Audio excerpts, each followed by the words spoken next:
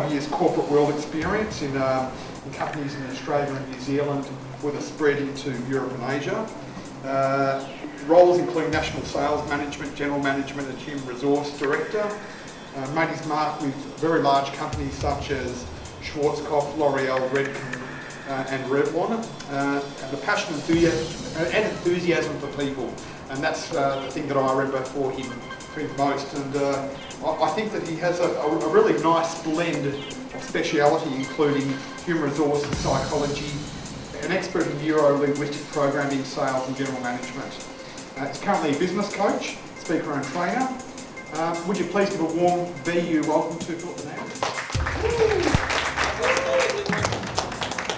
Marvellous. So virtually there's two parts of tonight's presentation. I'm going to talk about team performance in the fact of how you manage your team. If you've got people working for you and you have that sort of area where you have issues with teams or trying to motivate teams, I'm going to talk about those issues, but more importantly, from a neuro-linguistic programming point of view, as well as a psychology point of view, as well as a few other ways that we can actually manage team. We term this freshly squeezed because we want to look at the way you manage people quite differently. People get mixed up between delegating and passing the buck. There is a big difference. Because I hear a lot of people come home, you know, my wife sometimes comes home and says, oh, the manager just asked me to do this and this and this and this, and he just sits on his bottom up the end there.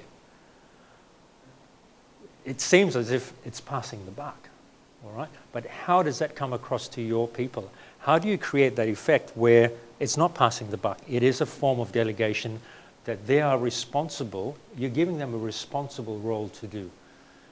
And you're trusting them to be able to do that role as part of their growth in their career. That is delegation.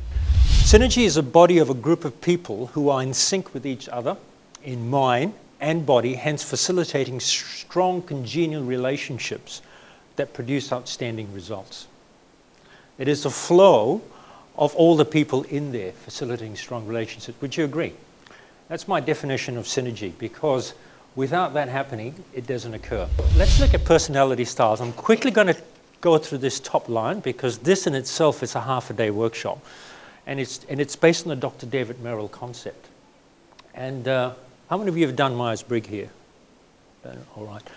Similar, but this one looks at more the 4 grids, and it looks at people and numbers. So it's people that are very people-focused at the bottom and people that are numbers-focused at the top of that line. We then have an extrovert and, of course, introverted people. So people that are more front and people are more behind the scenes. Pareto principle, very interesting. Anyone heard about the Pareto principle? Yeah, love this principle. In a hierarchy, every employee tends to rise up to their level of incompetence. All right?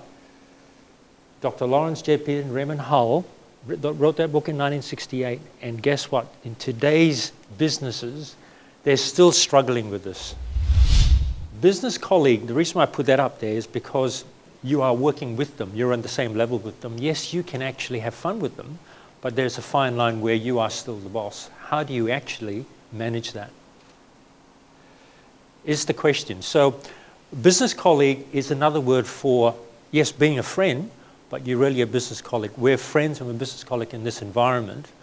And when you go home, well, that's your business and I go to my sort of way. But when we come back to work, I'm the boss and you're the person working for me. But there's that mutual respect. I'm not talking boss up here, boss on that same level. All right? So business colleague as a manager is very important. Mentor is another scary thing that a lot of us need to face. We are mentors. We have to be mentors for our people, whether we like it or not, because they look to us.